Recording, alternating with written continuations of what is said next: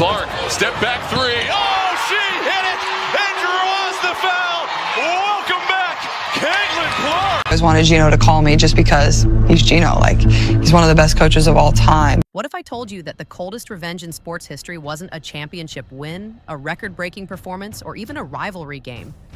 What if the most devastating blow came from a single word? No, not shouted, not explained. Just no. This is the story of how Caitlin Clark dismantled a dynasty without firing a single shot. How she turned down over $1 million, and in doing so, exposed the old guard of women's basketball for what it really was. Desperate, outdated, and scrambling for relevance. This isn't just about basketball, it's about power. It's about control. And it's about what happens when the person you overlooked becomes the one person you need. Let's dive in. Picture this. You're a teenager with dreams bigger than your hometown. You've got the talent, the drive, the vision, and there's one place that represents everything you want to become. UConn, the dynasty. The program that turns good players into legends. For Caitlin Clark, growing up in Iowa, UConn wasn't just a school. It was the destination. And Geno Auriemma, he wasn't just a coach. He was basketball royalty, one of the greatest to ever do it. If you're a college player and you're a great college player, like Caitlin was, the delusional fan base that follows her disrespected the WNBA players by saying the disrespect that they've shown to the WNBA. There's a huge target on this kid's back. Okay, this kid's coming into the league. And Diana said it best. This kid's in for a rude awakening. So when recruiting season came around, it felt inevitable. The most electric talent of her generation linking up with the most powerful program in women's basketball. Match made in heaven, right? Wrong. The phone never rang. Geno Auriemma, the man famous for spotting generational talent from a mile away, didn't call, didn't reach out. Barely passed along interest through an AAU coach. Years later, Clark admitted it herself. I always wanted Geno to call me just because he's Geno, like he's one of the best coaches of all time. But he never did. And here's where it gets worse.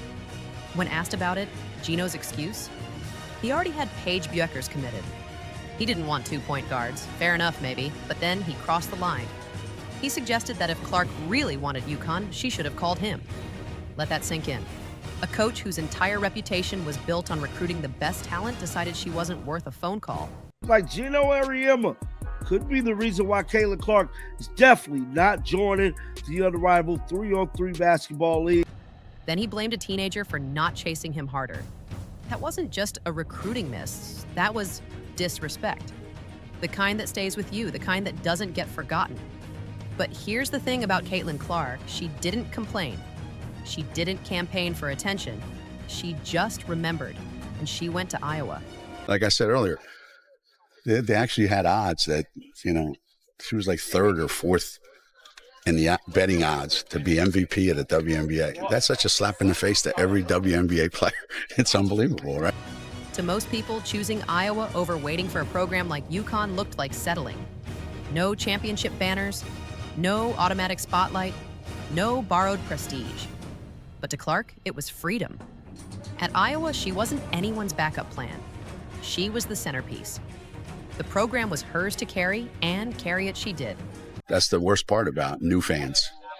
They have no perspective. There's no context. So they just say ridiculous nonsense.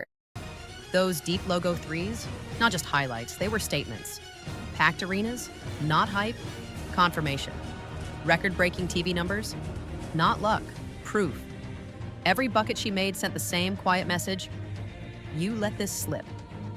While the numbers piled up, while she was breaking records and filling arenas, Geno wasn't reflecting. He was doubling down. Instead of giving her respect, he leaned into dismissive comments. He called her a kid, said she played like she was just messing around in a driveway. He tried to make her game sound small, casual, insignificant. But here's the problem with that narrative. Small doesn't fill Madison Square Garden. Small doesn't pull women's basketball into the mainstream. Small doesn't rewrite media deals or shift the entire culture of a sport. I wanted UConn to recruit me. I always wanted Geno to call me just because he's Geno. Like, he's one of the best coaches of all time. Geno never called me. By the time Clark's college career was winding down, she had built the biggest brand women's basketball had ever seen. And she did it without him. The irony? Brutal. Geno shut the door when Caitlin knocked. He assumed she'd blend in, become another solid name that faded with time. Instead, she became the face of the sport, and he had no part in it. Now you'd think, at this point, Geno would step back, recognize what was happening, maybe even celebrate the growth of women's basketball. But that's not what happened.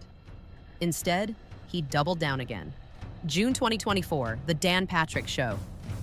Geno went on air and said something that crossed the line in a way he couldn't walk back. He didn't just criticize Caitlin Clark, he went after her fans. The delusional fan base that follows her disrespected the WNBA players by saying she's going to go in that league and tear it apart. There were actually odds that she was third or fourth in the betting odds to be MVP of the WNBA. These people are so disrespectful and so unknowledgeable and so stupid that it gives women's basketball a bad name. Who would have thought that all those years ago, back in Des Moines, Iowa, that this would be the case right now? And obviously we can see that it's done pretty darn well, and people are excited to see her play at every level. Read that again. He called the fans, the people bringing new eyes to women's basketball, delusional, unknowledgeable, and stupid. All because they believed Clark could finish near the top of MVP voting as a rookie. Think about what was happening at that moment. Women's basketball was experiencing a surge it had never seen before. New viewers were tuning in. Families were showing up in jerseys. Young fans were lining up just to see Clark play. The WNBA was pulling in casual viewers who'd never watched before. And Geno's reaction wasn't appreciation. It was dismissal. He wasn't offering thoughtful critique. This was personal. A direct shot at the foundation of Clark's rise. But here's where it gets beautiful. Clark didn't respond on social media. She didn't fire off quotes. She didn't cancel interviews. Her answer came on the court. What happened next wasn't just validation. It was a full collapse of Geno's credibility. And there's a lot of investors in this league. One investor, been trying to keep quiet about, his investment in the league ever since his comments that he made about a young rookie. Pretty much, had him in the headlines for about a month and a half. That is Geno Auriemma, dog. I'm here to tell you, he's part owner of this league. Caitlin Clark won Rookie of the Year. Then she earned all WNBA first-team honors. And when the MVP voting wrapped up, she finished fourth, exactly where her delusional fans said she would. The prediction he mocked became fact, and with it, his authority took a massive hit. This wasn't just about one player winning awards. This was redemption for every parent who brought their kid to a game. The delusional fan base that follows her disrespected the WNBA players by saying she's going to go in that league and tear it apart. There were actually odds on she's third or fourth in betting odds on being MVP of the WNBA. These people are so disrespectful and so unknowledgeable and so stupid that it gives women's basketball a bad name. Okay, so the kid was set up for failure right from the beginning. Every casual viewer who tuned in for the first time. Every new supporter who believed the hype. Geno framed them as a problem. Clark proved they saw the future more clearly than he did. And the coldest part? How she handled it. No speeches, no back and forth, no drama, just performance. Night after night, deep shots, clean crossovers, sharp passes, results. They've tried to do everything they could to make the most of the situation. They tried to make the most of Caitlin Clark not playing by hinting everything and basically making people think that Caitlin Clark was going to play. By the time the awards rolled in, the conversation was over. She'd answered every doubt without ever mentioning his name. The fans were right. Clark was right. Geno was wrong, and everyone knew it. So at this point, words weren't working anymore. Geno had tried everything. Comparisons, side comments, criticism dressed up as analysis. None of it slowed Clark's momentum. So he changed tactics. If influence couldn't be maintained through commentary, maybe it could be bought. Enter unrivaled. a new 3-on-3 women's basketball league backed by Brianna Stewart and Nafisa Collier, with Geno heavily involved behind the scenes. The league had ambition. It had financial backing. But it lacked one critical thing: a face. For all the respected names attached, only one player could give it instant credibility. Only one athlete could bring millions of fans, media attention, and sponsor interest overnight. Caitlin Clark, and so Geno made the move no one expected. He reached out. Over $1 million for an 8-week season, one of the largest offers ever placed in front of a women's basketball player. Think about the irony here. The same coach who couldn't be bothered to make a recruiting call was now putting 7 figures on the table.